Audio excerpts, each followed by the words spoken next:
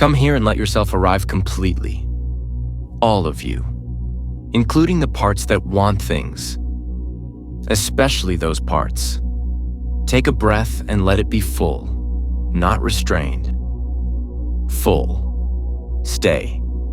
I want to talk about desire, specifically about the shame that most people carry around the size of their desire, about the relationship between what a person wants and the feeling, deeply installed, rarely examined, persistent across years of work on the self, that what they want is too much to ask for, too much to deserve, too grand, too specific, too detailed, too large, too unlike what other people seem to content themselves with to be the kind of desire that is acceptable to hold without apology. You have a desire, not a small, tidy, manageable desire that fits neatly within the parameters of what seems reasonable given your current circumstances. A real desire, large, specific, detailed in ways that sometimes embarrass you when you encounter the full scope of it. A desire that, when you allow yourself to feel it completely without management, is actually quite magnificent. Quite breathtaking in the fullness of what it wants. Quite unapologetic in its essence about what it knows should be yours. And most of the time, you are not feeling it completely without management. Most of the time, you are managing it, editing it, trimming it down to a size that feels more acceptable, more realistic, less likely to invite the specific kind of disappointment that comes from wanting something enormous and not receiving it. You have learned to want in installments, to break the full desire into smaller, safer requests that might actually get through whatever filtering system you believe is governing the distribution of good things. But the smaller desire is not what you actually want. And the smaller desire, because it is not what you actually want, does not produce the quality of signal that the full desire would produce, does not broadcast with the same clarity or the same power or the same unambiguous coherence. Because underneath the smaller, safer, manageable desire is always the larger one, and the larger one's suppression creates a kind of internal friction, a gap between the stated desire and the actual desire. That distorts the signal. The field is receiving the mixed message. The stated desire and the suppressed desire creating interference with each other, neither broadcasting cleanly, neither producing the focused, coherent signal that a genuine desire held fully and without apology is capable of producing. I want to go back to where the shame of large desire came from, because it did not arrive spontaneously.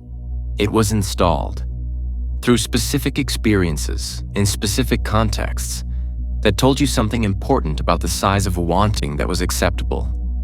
Maybe it was direct. Maybe you wanted something large and specific as a child or a young person, and the response to that wanting from a parent, a teacher, a community, the circumstances themselves, was a correction, a lesson about being realistic, a response that said, in effect, people like us do not want things that large. People in our circumstances do not expect things that grand. Scale it back. Be grateful for what you have. Do not ask for more than what is reasonable. Maybe it was indirect. Maybe the wanting was never explicitly corrected, but was simply never met, was offered into a space that consistently received it with less than what it asked for, so that over time the association was built not through explicit lesson, but through repeated experience. Large desire equals large disappointment. The safe strategy is smaller desire, smaller risk, smaller gap between the wanting and the having. Either way, the lesson arrived, and the lesson was wrong.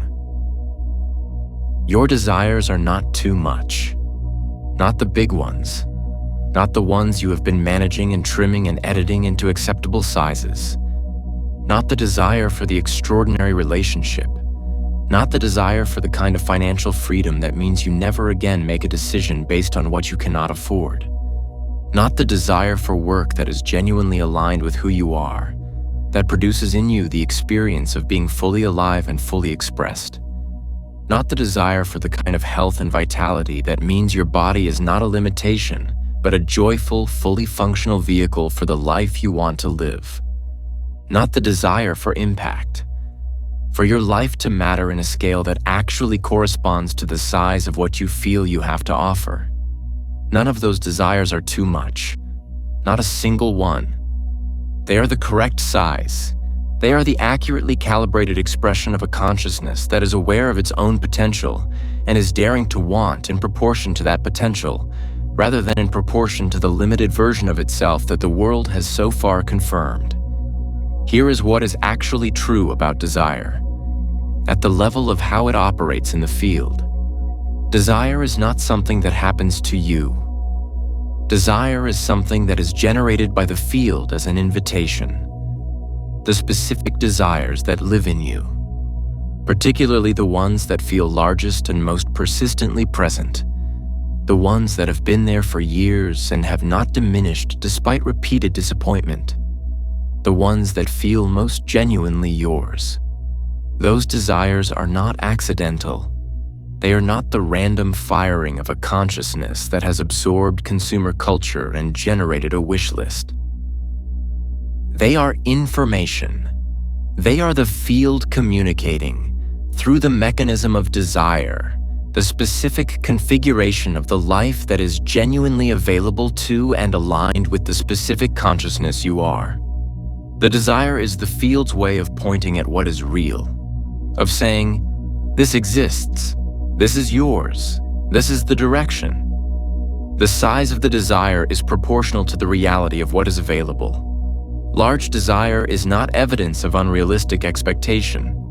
It is evidence of a large availability, of a field that has something significant to offer and is communicating the existence of that offering through the felt experience of wanting it. Your large desires are not the imagination of someone who wants more than they can have.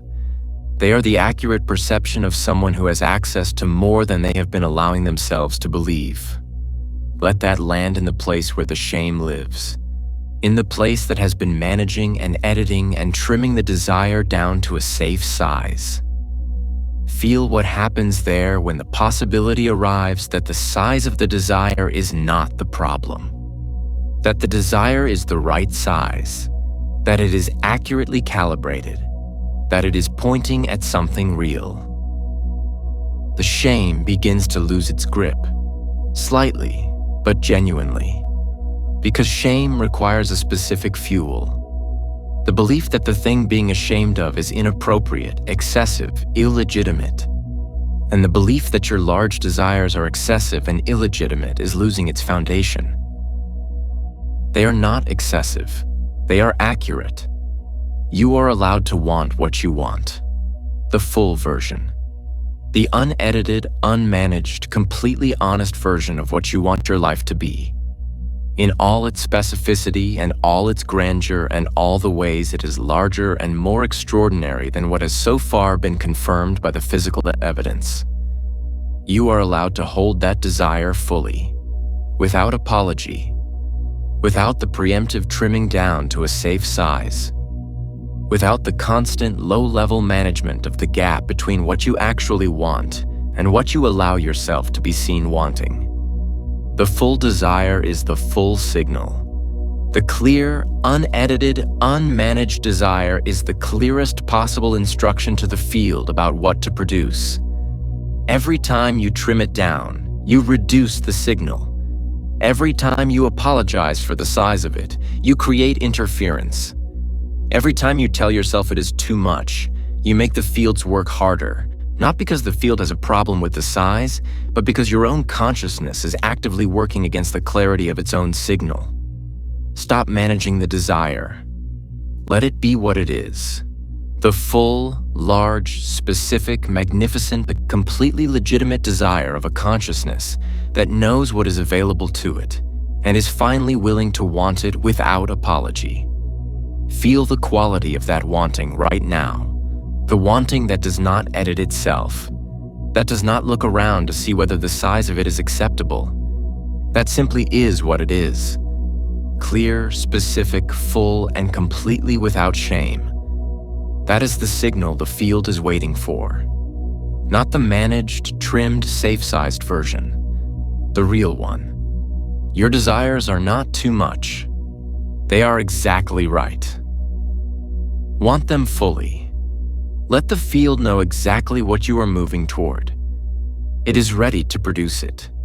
It has always been ready. The only thing it needed was your full, unmanaged, unashamed, completely honest desire. Give it that.